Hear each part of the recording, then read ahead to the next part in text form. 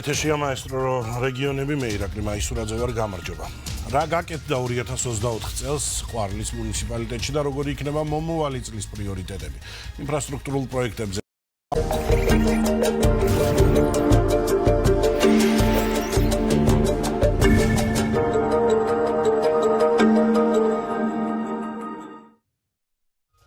ეთერშია მაესტრო რეგიონები მე ირაკლი მაისურაძე ვარ გამარჯობა. რა გაკეთდა 2024 წელს ყვარლის მუნიციპალიტეტში და როგორი იქნება მომავალი წლის პრიორიტეტები? ინფრასტრუქტურულ პროექტებზე, სამმავლო გეგმებზე სასაუბროდ ყვარლის მუნიციპალიტეტის მერი გივი ზაუტაშვილი შემოგვერდება მაესტრო რეგიონების პირდაპირ ეთერში. მოგესალმებით ბატონო გივი, მადლობა თქვენი დროისთვის. მოგესალმებით ბატონო ირაკლი, მოგესალმებით თქვენს მაყურებელს, მადლობა გადაცემაში მოწვევით. პირველ რიგში ბატონო გივი, მოდი შევაჯამოთ 2024 წელი, რამდენად წარმატებული იყო ეს წელი მუნიციპალიტეტისათვის, თუნდაც იგივე ინფრასტრუქტურის განვითარებისათვის, თუნდაც სოციალური ჯანდაცვის პროგრამების განხორციელება და ფინანსების თვალსაზრისით, რა შედეგებზე ხართ 2024 წლის ბოლოს გასული? რა თქმა უნდა, მინდა აღნიშნო, რომ მიმდინარე 2024 წელი ყვარლის მუნიციპალიტეტისთვის საკმაოდ წარმატებული წელი იყო. მოგეხსენებათ, რომ ჩვენ არაერთი წლის, როდესაც თქვენთან ჰქონდა ჩართვა, ვისაუბრეთ იმ ძირითად პრიორიტეტებზე, რომელიც ყვარლის მუნიციპალიტეტს გაწერილი გვაქვს 2022-2025 წლებში სამოქმედო გეგმად. რა თქმა უნდა, ეს პრიორიტეტები გახლავთ ინფრასტრუქტურის განვითარება, გარემოს დაცვა, ასევე ახალგაზრდების სპორტის და კულტურის ხელშეწყობა, მოსახლეობის ჯანმრთელობის დაცვა და სოციალური უზრუნველყოფა. რა თქმა უნდა, ერთ-ერთი უმნიშვნელოვანესი მიმართულება ეს გახლავთ ინფრასტრუქტურის განვითარება და ამ კუთხით საკმაოდ წარმატებული წელი იყო ყვარლის მუნიციპალიტეტისთვის.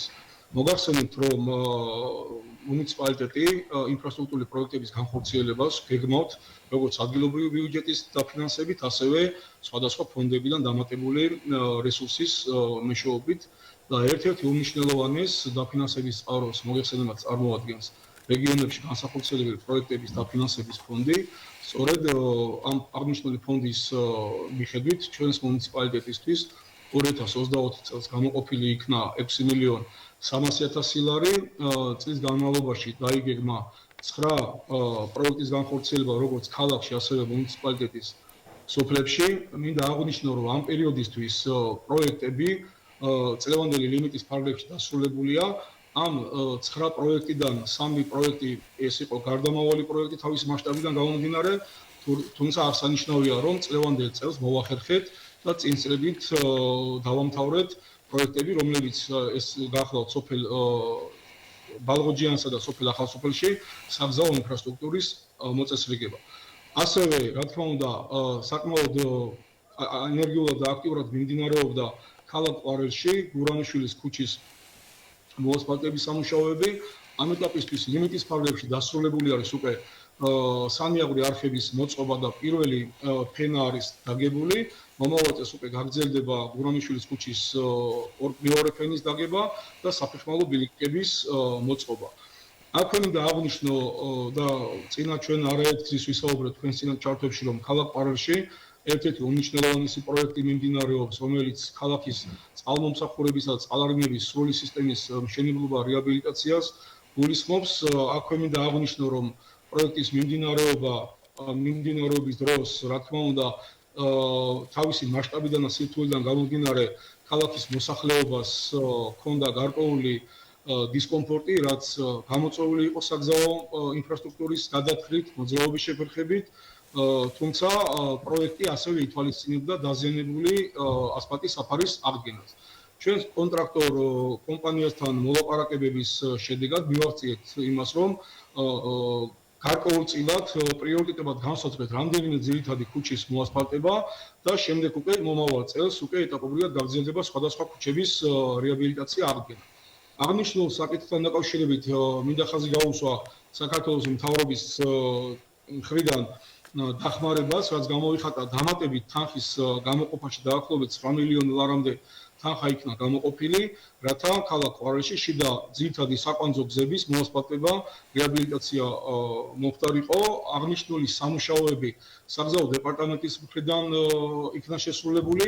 ამ ეტაპისთვის დაახლოებით 4 კილომეტრამდე შიდა საუბნო გზა ეს გახლავთ ლეონიდისა და აღმაშენებლის ქუჩების სრულად არის დასრულებული.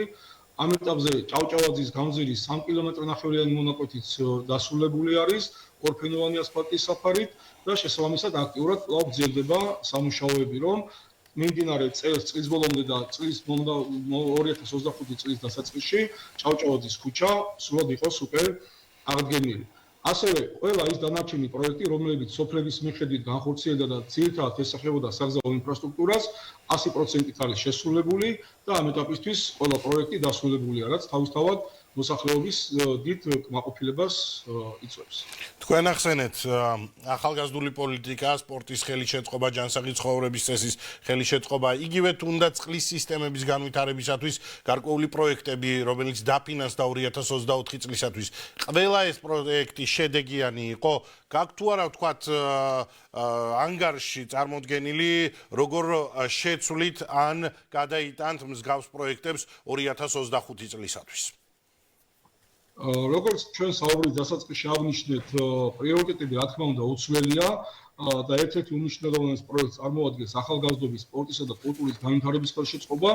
ამ კუთხით კვლავ რეგიონებში განსახორციელებელი პროექტების დაფინანსების ფარგლებში ჩვენ მიმდინარე წელს სოფელ ჭიკაანში დავასრულეთ სპორტული დარბაზის რეაბილიტაცია, ასევე 4 სოფელში მოვაწყეთ მინი სპორტული მოედნები და რა თქმა უნდა 2025 წელს კვლავ გეგმავთ, რომ ის სოფლები, სადაც დარჩენილი არის და ამ ეტაპისთვის არ გვაქვს მოწყობილი სპორტული ინფრასტრუქტურა, ასევე მინი სპორტული მოედნები, რა თქმა უნდა ეს პროექტი გაგრძელდება და სოფლებში ყველგან გვექნება უკვე ეს პრიორიტეტი განსაზღვრული და განხორციელებული მომავალ 2025 წელს. საინტერესოა ცალკე მინდა გამოყო აუცილებლად სოფლის მხარდაჭერის პროგრამის ფარგლებში შესრულებული სამუშაოები, პროექტები, რომელიც მოსახლეობამ მოითხოვა, რომ დაფინანსებულიყო კონკრეტული ბიუჯეტიდან, რომელიც ცენტრალური ბიუჯეტიდანაა გამოყოფილი.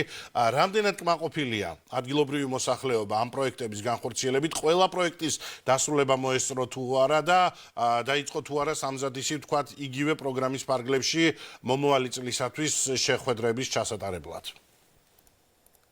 რა თქმა უნდა, როგორც თქვენ აღნიშნეთ, ერთ-ერთ უმნიშვნელოვანეს პროგრამას წარმოადგენს სოფლის მხარდაჭერის პროგრამა, რაც გულისხმობს სოფლად მაცხოვრებელი ადამიანების ჩართულობას თუ რათა თვითონ განსაზღვრო მის ძირითადი პრიორიტეტები, რომელიც სოფლისთვის არის მნიშვნელოვანი. მოგეხსენებათ, რომ სოფლის მხარდაჭერის პროგრამის ფარგლებში საქართველოს მთავრობის მხრიდან თანხის გამოყოფა ხდება მოსახლეობის რაოდენობის მიხედვით. ყვარლის მუნიციპალიტეტისთვის გამოყოფილი იქნა 326,000 ლარი წლის დასაწყისში. მუნიციპალიტეტის ბიუჯეტმა მოგცა ჩვენ შესაძლებლობა, რომ 200%-ის თანადაფინანსება გაგვეხორციელებინა, რაც ნიშნავს იმას, რომ მილიონ ლარამდე იქნა პროექტებისთვის გამოყოფილი თანხა, 27 პროექტი იქნა შესყიდული, შესაბამისად პროექტების განხორციელება უკვე დაიწყო ზაფხულის პერიოდში. ამ ეტაპისთვის ყველა პროექტი სრულად არის დასრულებული და რა თქმა უნდა მომავალი წლისთვის, როგორც კი ეს პროცედურულად მოგცემ შესაძლებლობას, უკვე დავიწყებთ საერთო კრებებზე შეხვედრას და იმ ახალი პრიორიტეტების განსაზღვრას, რომელიც მოსახლეობის მხრიდან იქნება წარმოდგენილი საერთო კრებებზე. და აუცილებლად ცალკე მინდა ვიკითხო ჯანდაცვისა და სოციალური პროგრამების დაფინანსება.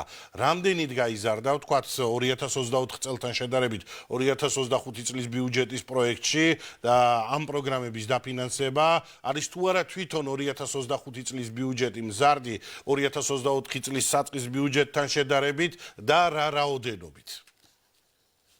მოგახსენებთ 2024 წლის ბიუჯეტთან შედარებით მომავალი წლის ბიუჯეტი 2025 წლის ბიუჯეტი დაგეგმილი გვაქვს მზარდი ბიუჯეტი გვაქვს დაგეგმილი ამ ეტაპისთვის წარდგენილი არის საკრებულოში შესაბამისი კომისიები იხილავენ ბიუჯეტს და რომელიც უკვე მომავალი მომავალ კვირაში იქნება დამტკიცებული. წლევანდელი მომავალი წლის 2025 წლის ბიუჯეტი, ადგილობრივი ბიუჯეტი წარმოდგენილი იქნება 24,700,000 ლარით, რაც გულისხმობს, რომ ყველა ის პრიორიტეტი, რომელიც ჩვენ გაწერილი გვაქვს წლების მიხედვით, თითქმის ყველგან მოხდება მატება, რათა უფრო მეტად მოხდეს აღნიშნული პრიორიტეტების განხორციელება. რა თქმა უნდა, ჯანდაცვის ბიუჯეტიც წლევანდელი დაგეგმილია 1,500,000 ლარამდე, 17 პროგრამა ფუნქციონირებს ჩვენს მუნიციპალიტეტში, რაც ძირითადად მოსახლეობის საჭიროებებიდან გამომდინარე არის დაგეგმილი და პრიორიტეტებიც განსაზღვრული არის სწორედ მოსახლეობის საჭიროებებიდან გამომდინარე. ძალიან დიდი მადლობა და წარმატებას გისურვებთ ყველა ამ პროექტის განხორციელებაში. ყვარლის მუნიციპალიტეტის მერი გივი ზაუტაშვილი პასუხობდა ჩვენს კითხვებს პირდაპირ ეთერში.